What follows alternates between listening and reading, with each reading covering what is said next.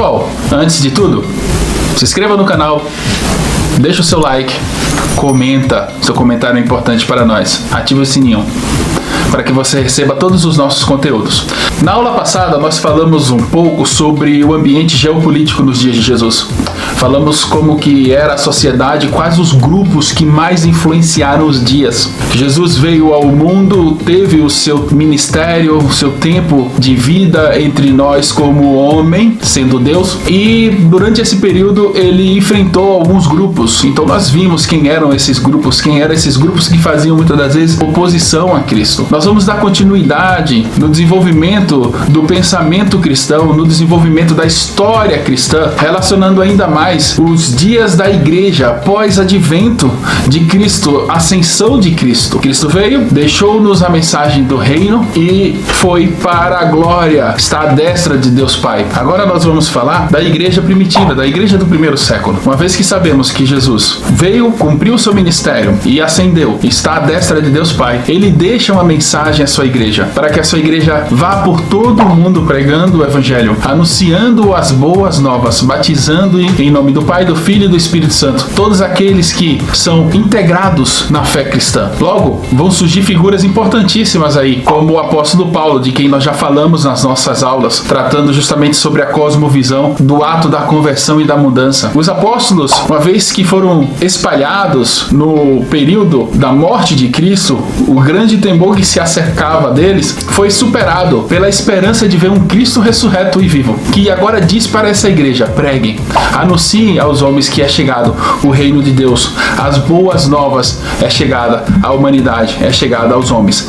Nós então percebemos que no livro de Atos, o doutor Lucas, o evangelista Lucas, ele conta a primeira história, a primeira parte da história de Cristo e dos atos de Cristo no seu evangelho. E ele então escreve agora no livro de Atos o continuar dessa história, do que a igreja vem experimentando e vem vivenciando com relação ao poder de Deus. Então nós vemos uma apresentação de uma promessa de Deus para uma missão de transformação do mundo. Quando os apóstolos, os discípulos começam a se movimentar, nós vemos Estevão pregando eloquentemente a palavra de Deus e depois sendo morto apedrejado. Quando o próprio Paulo, ainda Saulo, guardava a capa daqueles que matavam a pedras Estevão. Nós vemos então que no decorrer de toda a ação e da história da igreja, Deus vai se apresentando mais ainda aos que o seguem, vai arrolando, vai trazendo outros que vão crendo na mensagem do evangelho.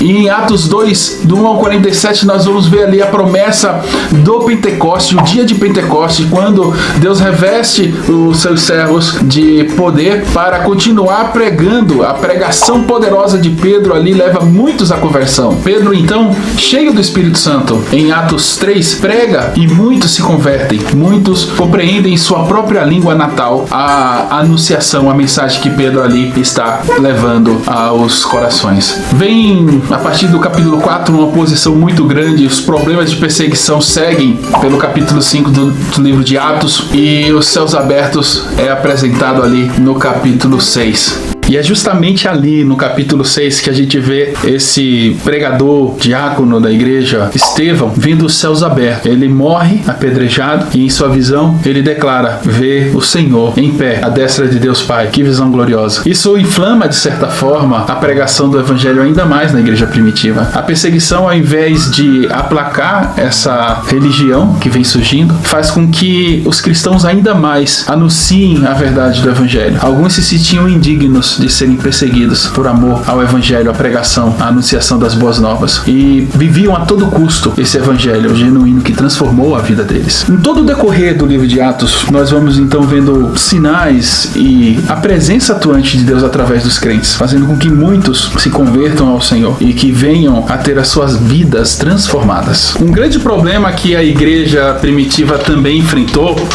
foram as relações com determinados grupos de pensadores que tentaram de algum modo misturar a filosofia grega ao conhecimento do cristianismo. Então, uma coisa que era muito combatido por Paulo, João e Pedro, os apóstolos que tiveram maior produtividade literária, uma coisa que eles combatiam fortemente era o gnosticismo, que era uma das maiores ameaças filosóficas e que a sua máxima influenciou muitos ao redor do ano de 150. Suas raízes estão fincadas ali neste tempo, neste período, nos tempos do Novo Testamento. Paulo, ele parece enfrentar uma forma incipiente do gnosticismo em sua carta aos Colossenses. E a tradição cristã associou a origem do gnosticismo com Simão o Mago, a quem Pedro teve de repreender duramente porque quisera comprar o poder do Espírito Santo.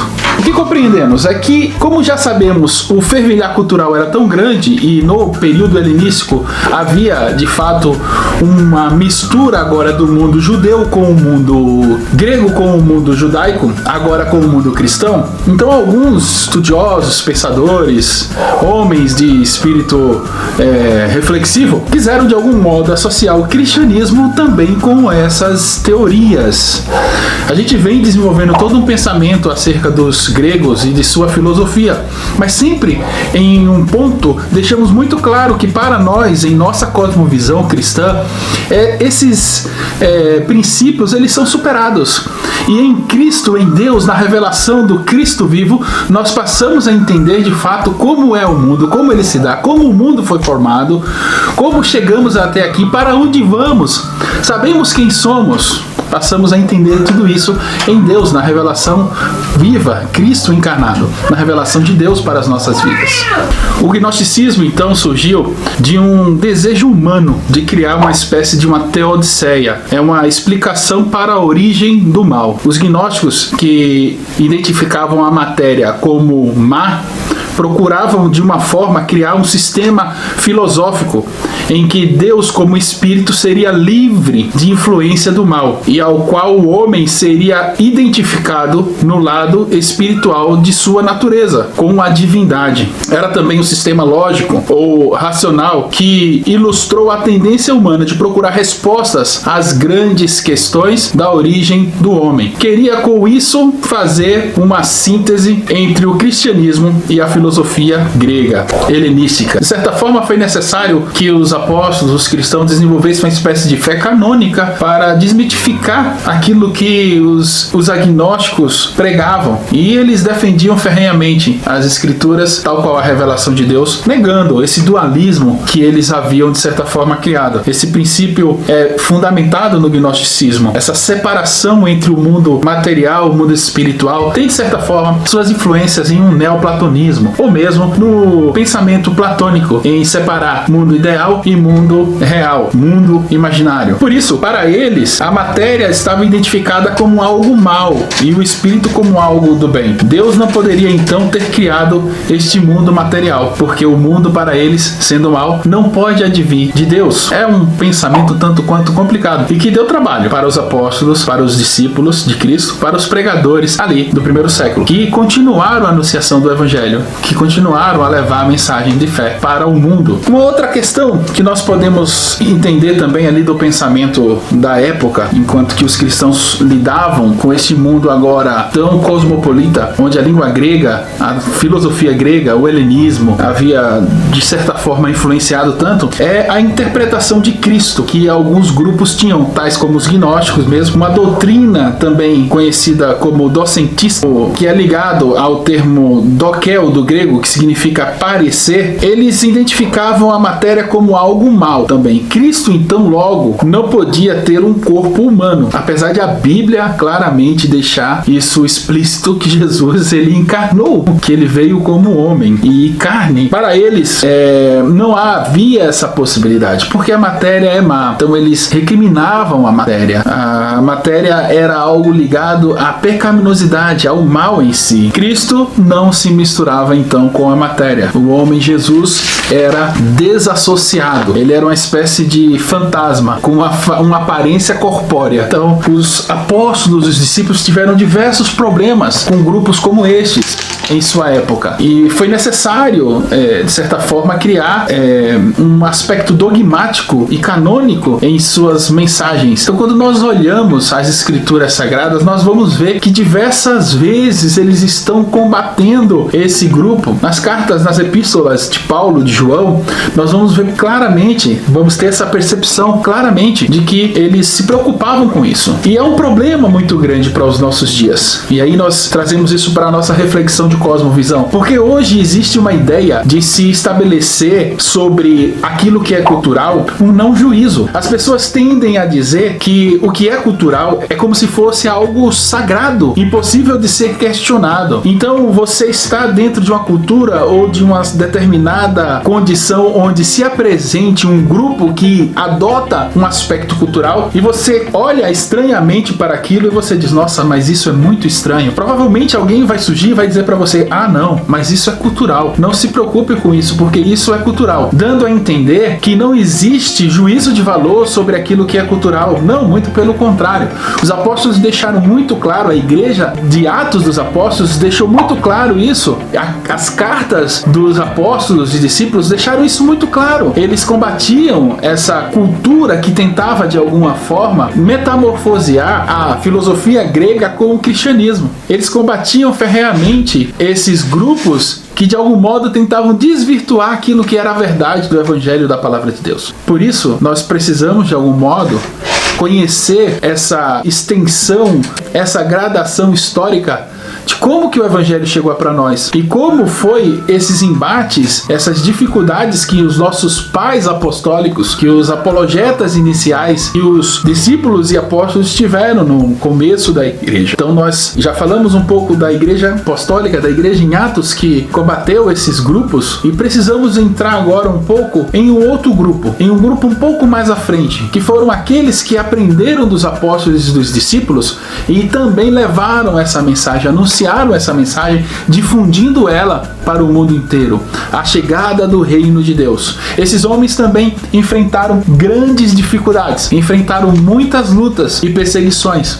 Então nós vamos falar um pouco sobre a patrologia, ou os pais da igreja, em outras palavras. São homens que foram levantados por Deus na igreja antiga do 4º século mais ou menos, ou até o 4º século mais ou menos, 1º, 2º e 3º século, até o 4º no máximo se aceita, para justamente combater as heresias que se levantavam contra a igreja cristã. Então, para compreendermos melhor esse período patrístico, a gente precisa perceber ou entender que a igreja ela cresce, ela avança, ela vai para outros lugares e especificamente em Roma, ela tem um desenrolar preponderante para o que se tornou a igreja. Sabemos que alguns imperadores em Roma perseguiram ferrenhamente a igreja. Nós podemos citar o exemplo de Nero. Nero é aquele louco que tocou fogo em Roma e colocou a culpa deste fogo, deste crime nos cristãos. É dito que dos 14 bairros que haviam ali, apenas 4 ou 3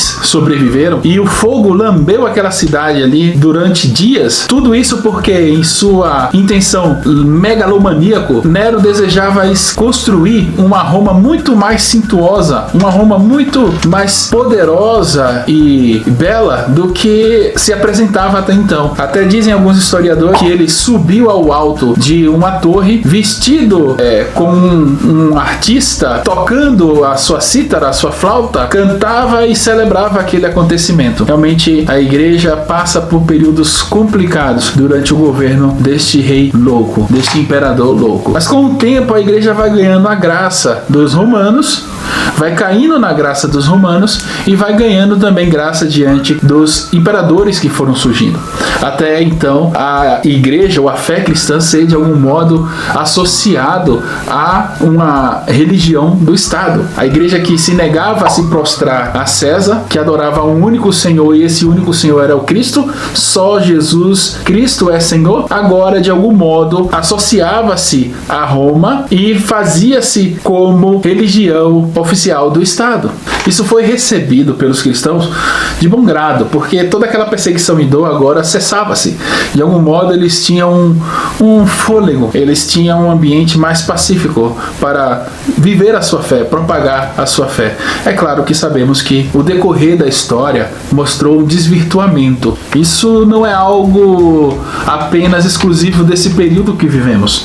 Pessoas que surgem ultimamente dizendo que é necessário abandonarmos os pais da igreja, essa teologia antiga dos pais da igreja, ou mesmo dos reformados, como Calvino, como Lutero, para abrir a mente, a consciência para uma nova revelação, um novo conhecimento teológico que tem sido revelado a pastores que supostamente vão para a mídia, para a televisão, para dizer que somos... Como é que aquele doido falou lá? Somos o quê? Somos o ponto fraco de Deus.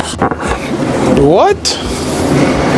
Que somos mais importantes do que Jesus. Não, nada a ver, irmão. Fala sério. Sério? É uma teologia coach, uma teologia que tem surgido aí um pensamento que não tem nada a ver com o gnosticismo, não tem nada a ver com uma fusão platônica e ao menos inteligível para se dizer assim, poxa, que legal. São coisas esdrúxulas, de fato. Coisas que realmente fogem de uma leitura básica das escrituras. Então indivíduos falam que Deus não é soberano, que Deus não conhece todas as coisas, é o caso do teísmo aberto. Essas complicações, elas surgiram também nesse período. Essas indagações, elas foram respondidas com certa ênfase pelos pais apostólicos ou pais da igreja. É engraçado que o que essas pessoas estão fazendo aí hoje é um processo de teísmo aberto, realmente, de trazer uma nova teologia. Você tem aí a teologia da esperança. Vamos abrir as portas da esperança! E todas elas, muitas das vezes, acusam o cristianismo de justamente ter uma influência do platonismo, do helenismo, e por isso dizem que então a teologia reformada, antiga, a teologia dos patrísticos está recheada dessas influências. Na verdade, não, eles já combateram desde aquela época essa fusão, deixando claro que existem correlações aí que não se aplicam. A gente sabe, de fato, que alguns pensamentos filosóficos até, de algum modo, são compreensíveis para nós e entendido que fazem de alguma forma um elo de raciocínio lógico. No caso de Platão, dizer sobre o mundo das ideias, o mundo real, o mundo ideal, a gente pode claramente olhar isso e dizer, poxa, talvez ele não sabia porque ele não tinha consciência revelacional, ele não era judeu, ele não conhecia a revelação de Deus, da criação, e ele não sabia que dentro de um aspecto trinitário, Deus atuou neste mundo físico como do homem e Deus, porém existe um plano espiritual onde ele reina soberano, onde ele é senhor de todas as coisas. Então eles convidam, de certa forma, ao abandono dessa filosofia, desse pensamento. Só que o que eles oferecem muitas das vezes está cheio de filósofos aí progressistas, filósofos ligados a um teísmo aberto. Eles oferecem pra gente Marx, eles oferecem para nós John Paul Sartre, eles oferecem para nós um existencialismo. Existencialistas e ateus é o que esses filósofos são. E a gente vai conhecer um pouco mais deles mais pra frente. É interessante essa narrativa, essa tentativa de, pela cultura, a sublevação de valores e princípios, a aceitação, a relativização da verdade, tudo cai diante de uma necessidade inclusivista nessas filosofias, de ter um mundo onde os ideais sejam postos para uma harmonização plena, que a gente sabe que não é possível diante do que compreendemos na revelação de Deus. E quando a revelação de Deus, posta como revelação de Deus, como palavra de Deus, se antepõe a esses pensamentos, ela é altamente crítica,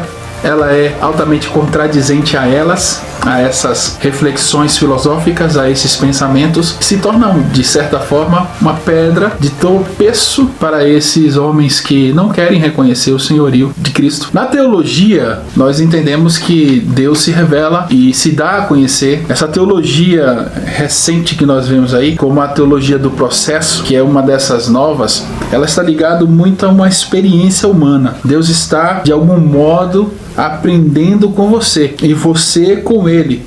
Então todos absorvem conhecimento. É uma limitação de Deus.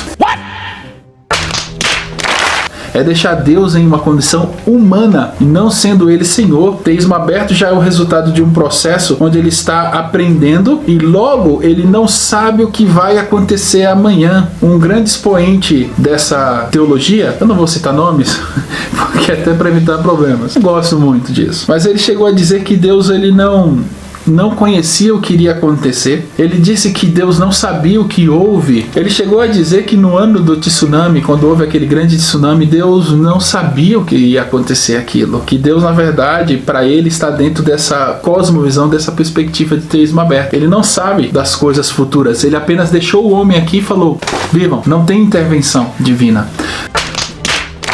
Não tem um conhecimento prévio do que vai acontecer. Deus, tal como um homem, está aprendendo, está interpretando e não interfere na nossa vida. Então foi no ano de 2004, tsunami, que esse renomado pastor brasileiro chegou a afirmar que Deus não sabia que isso iria acontecer. Eu volto a dizer que muitas coisas na crença, na nossa crença e em algumas filosofias, elas são harmonizáveis. Hebreus, por exemplo, fala das coisas que são sombras espirituais dos céus. Hebreus fala do tabernáculo como sendo a sombra daquilo que viria perfeito, o tabernáculo perfeito de Deus. Que aquilo lá atrás no Antigo Testamento era apenas uma sombra. Tá aí o verso para você refletir. Então, de certa forma, o mundo das sombras no platonismo fala de uma ideia do que seria o mundo espiritual para nós. São coisas que razoavelmente harmonizamos e podemos dizer assim, faz sentido. Um outro problema que a gente viu, ou que a gente percebe sendo combatido, é a ideia de que para alguns dos platônicos cristãos ou neoplatônicos e cristãos, Deus é impassível e, como tal, isso quer dizer que ele não se move por paixões. Segundo os platônicos e alguns pais da igreja, Deus então não tinha nenhuma espécie de sentimento. Nós, na verdade, sabemos que isso aí é um tanto quanto não aceitável para nós. Temos uma linguagem antropomórfica onde muitas das vezes Deus se revela com sentimentos, e sabemos que em Deus de fato não há variação nem sombra de mudança. Contudo, ele é imutável. Isso de fato nós podemos afirmar. Impassível já não podemos afirmar, pois há relatos dele se manifestar com sentimentos. Então, o que para nós pode apontar, ou devido a essa grande difusão de pensadores nessa época, como podemos então reconhecer um pai da igreja, um patrístico? Conforme esse escritor aqui, Christopher Hall, existem 4 características que nos pode permitir identificar ou conhecer um pai da igreja. Ele identificou então 4 critérios básicos usados para determinar se uma certa personagem da igreja merece o título de pai. Uma delas é a antiguidade. Se tem início aí por volta dos primeiros anos da igreja. Uma outra característica é a santidade de vida. Esses homens eles eram muito devotos a Deus. Eram homens piedosos que refletiam, meditavam na palavra de Deus profundamente e que tinham a sua esperança no Senhor de um modo estampado. Eles não são isentos de erro. Eles não são canônicos, não são bíblicos. Alguns desses falaram ou escreveram coisas que depois foi de alguma forma desmistificada ou que foi desconstruído diante do próprio amadurecimento teológico da igreja e do surgimento de estudos. Foram homens que, dedicados à busca de uma verdade, de uma prática de fé piedosa, procuraram ser santos, procuraram ter santidade de vida. Uma terceira característica que ele apresenta é a doutrina ortodoxa. Então ele coloca justamente essa doutrina ortodoxa como algo que aponta para um ensino de uma natureza fidedigna, verdadeira para com os evangelhos. Alguns pais podem de alguma forma ser divergente, apresentar uma não ortodoxia. Em termos gerais, eles eram homens ortodoxos e que vivem a verdade do evangelho. Uma quarta descrição para ele é a aprovação eclesiástica. Era uma característica final, que eles eram de fato pais apostólicos. O fato da igreja reconhecer o serviço desses homens, os escritos desses homens, de exporem de alguma forma esse conhecimento e de reproduzir isso para a posteridade. Então essas são algumas características para o reconhecimento destes homens que lutaram para que o Evangelho não fosse de alguma forma desvirtuado pelos muitos pensamentos que tentavam de alguma forma mesclar aquilo que entendemos como cristianismo, como prática de fé genuína e pura. Na mesma circunstância que vivemos, eles estavam dentro de um contexto intelectual e eles vivenciavam isso. E de algum modo, muitas das vezes, o pensamento da época tentou influenciar alguns desses homens e até pode de algum modo ter cooperado para isso. O período helenista, ele é clássico com relação a isso. É um período de muito pensamento fervilhando, surgindo, trocas de culturas, e isso de algum modo pode sim ter levado alguns deles a um pensamento neoplatonista, helenista, o platonismo mesmo que influenciou muitos pais da igreja. O neoplatonismo então de alguma forma se evidenciou também, e o estoicismo de algum modo também, que levou muitos desses pais a de algum modo distorcerem um pouco o conhecimento da palavra de Deus. Para alguns existia ali uma necessidade, uma dimensão experimental, um contato com o mundo ideal, esse mergulho aí no outro mundo onde tudo é paz, tudo é tranquilidade, tudo é êxtase. Então quando você vê algumas igrejas onde tem algumas pessoas que vão atrás dessa sublimação, êxtase, de relação com o mundo paralelo, com o mundo exterior, com o mundo espiritual, isso existe muito de platonismo, de achar ou de dizer que para esta proporção, para este ambiente, existe uma idealização, existe um êxtase, existe um contato, um mergulho onde lá tudo é ideal e que o aqui e agora é o caos. Que o aqui e agora é a negação do bom, é o mal evidente. É interessante que na igreja, na história da igreja, existe uma santa católica chamada Santa Catarina de Siena, que em êxtase, em certo momento, no seu momento êxtase com Jesus ali, nessa dimensão experimental, ela diz que vai ao inferno. Ela entra em uma outra dimensão e ela volta então deste inferno. E mais à frente ela também disse que casou-se com Jesus, que ela era noiva de Cristo. Esse período ele é de fato repleto de conteúdo ético, um abandono de qualquer paixão, autocontrole. Eles procuram não se abalar, nem se dominar por nada. O domínio próprio é algo muito estimulado por alguns pais. Muitos foram simpáticos, esse pensamento de certa forma estoico, e viram nele um convite a não ceder às paixões, a não ceder às tentações. Os estoicos não se preocupavam com Deus, mas eles sabiam que haviam de alguma forma uma ordem moral no universo, um ser superior que harmonizava todas as coisas. E como eles não queriam prejuízo para a vida, talvez para não se prejudicar, por medo das leis morais, então de alguma forma eles entendiam que havia alguém que harmonizava a ordem universal. Então isso de certa forma foi um convite para alguns pais da igreja que acharam que o domínio próprio, através da reflexão estoicista e no cristianismo, era uma fusão perfeita para se viver uma vida cristã, longe das paixões, em um autocontrole que é harmonizado pela disciplina e não propriamente pelo conquistar de um coração pecador e transformado, como nós entendemos no cristianismo.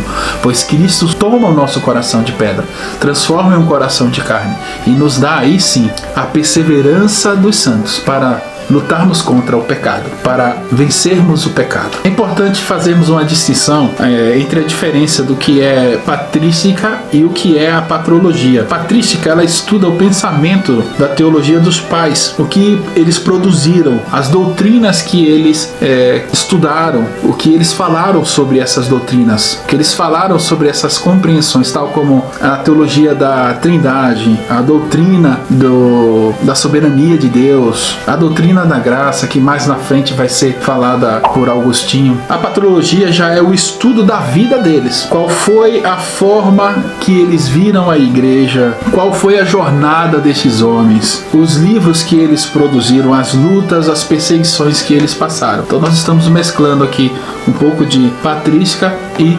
patrologia, para entendermos o pensamento que influenciava estes homens, que levaram esses homens a produzir o que produziram, como viveram, quem foram e o destino que tiveram por amor à palavra, por amor à igreja, por amor a Cristo. Vamos ver uma ilustração. Os pais apostólicos. O nome pais apostólicos tem sua origem na Igreja do Ocidente do século II.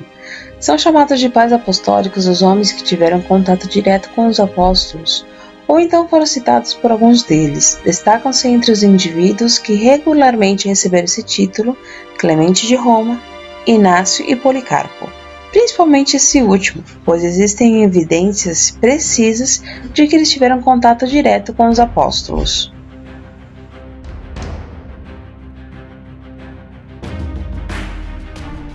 Clemente de Roma. Várias hipóteses já foram levantadas sobre Clemente para identificá-lo. Para alguns, ele pertence à família real. Para outros, ele era colaborador do apóstolo Paulo. Outros ainda sugeriram que ele escreveu a carta aos Hebreus. Em verdade, as informações a respeito de Clemente de Roma vão desde lendárias a testemunhas fidedignas. Alguns pais, como Orígenes, Eusébio de Cesareia, Jerônimo, Irineu de Leão, entre outros, aceitaram como verdadeira a identificação de Clemente de Roma como colaborador do apóstolo Paulo.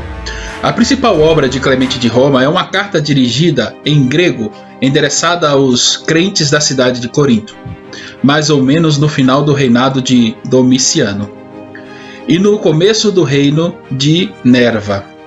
A epístola trata principalmente da ordem e da paz da igreja.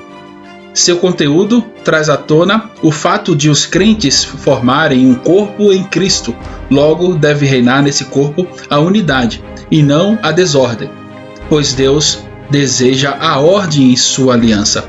Traz ainda a analogia da adoração ordeira no antigo Israel e do princípio apostólico de apontar uma continuidade de homens de boa reputação.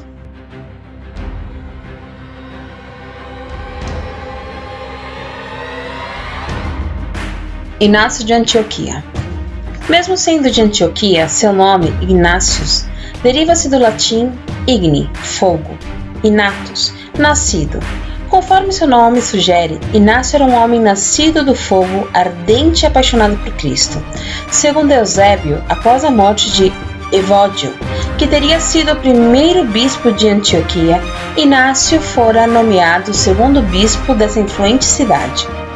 Inácio escreveu algumas epístolas às igrejas asiáticas, a igreja de Éfeso, as igrejas de Magnésia, situada no Maander, a igreja de Trales, as igrejas de Filadélfia e Esmirna, e por fim, a igreja de Roma. O objetivo da carta a Roma era solicitar que os irmãos não impedissem seu martírio, o que aconteceria durante o reinado de Trajano. Policarpo. Sobre sua infância, família e formação não temos informações precisas, contudo há documentos históricos sobre ele. Graças a alguns testemunhos fidedignos podemos reconstruir sua personalidade. Foi discípulo do apóstolo João, amigo e mestre de Irineu, tendo ainda conhecido Inácio, sendo consagrado bispo da igreja de Esmirna.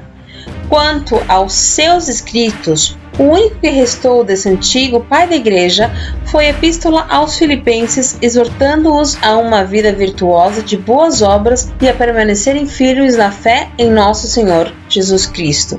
Seu estilo é informal, com muitas citações do Velho e Novo Testamento. O martírio de Policarpo é descrito 1 ano depois de sua morte, em uma carta enviada pela igreja de Esmirna à igreja de Filomélio. Esse registro é o mais antigo martirológio cristão existente. Diz a história que o procônsul romano Antônio Pius e as autoridades civis tentaram persuadi-lo a abandonar sua fé, quando já avançado em idade, para que pudesse alcançar a liberdade. Ele, entretanto, respondeu com autoridade: eu tenho servido a Cristo por 86 anos. Ele nunca me fez nada de mal. Como posso blasfemar contra o meu rei que me salvou? Eu sou um crente.